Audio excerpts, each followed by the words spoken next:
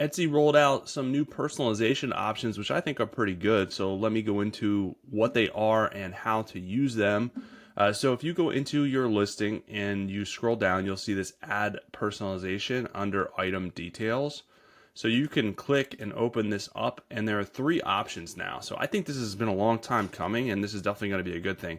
So before, you could really, there was really only a text box there for personalization. So it was very limited depending on what you were selling that needed personalization. And since Etsy is leaning in heavily to the gift giving type deal and personalization and offering personalization, this is a great way to cater to sellers better. They are expanding out these options. So the text box, you can give it a title and basically title what the text box is, and then toggle on whether this is required or not. Any instructions, which you should always have instructions, right? You want to make this as clear as possible so people don't get confused, and chances are they probably still will get confused. But give them instructions, and then there is a character limit option which you can set to if you don't want them writing too much information or whatever the case may be. So this could be if you wanted like a name, a date, custom message, depending on what that would be.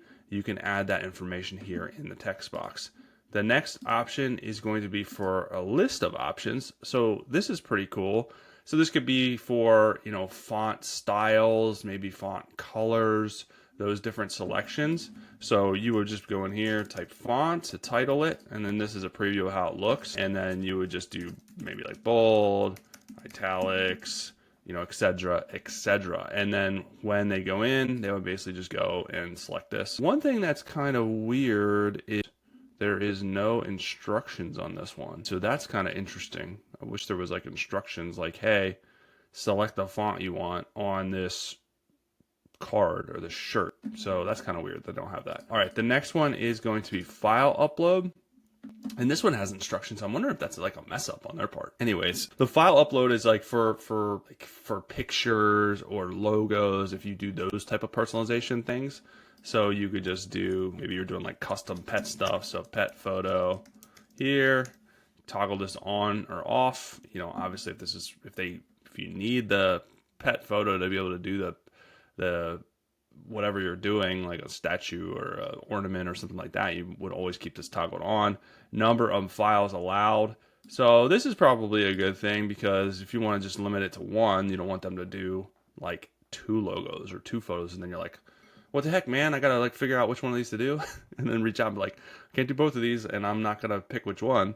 So that's probably a good thing. And then obviously the instructions: submit your photo, click on the add your files button and upload the photo of your pet so I can make your thing. And then here's kind of what they'll see. But that is really weird that they don't have, and then you can delete them out if you have the personalization in here.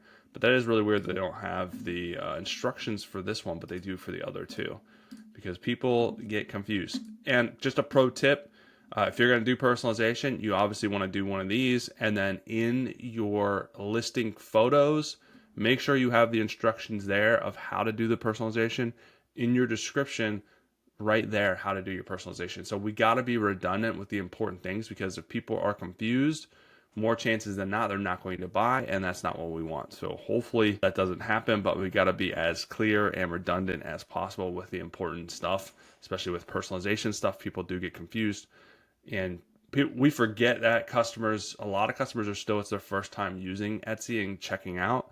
So we've used it a bunch. We're familiar, but a lot of people still aren't familiar with the platform. So just a couple pro tips for you. So that is what's changed. I think it is a good change outside of and no instructions for the list of options. We'll see if they update that. So hopefully it helps you guys out.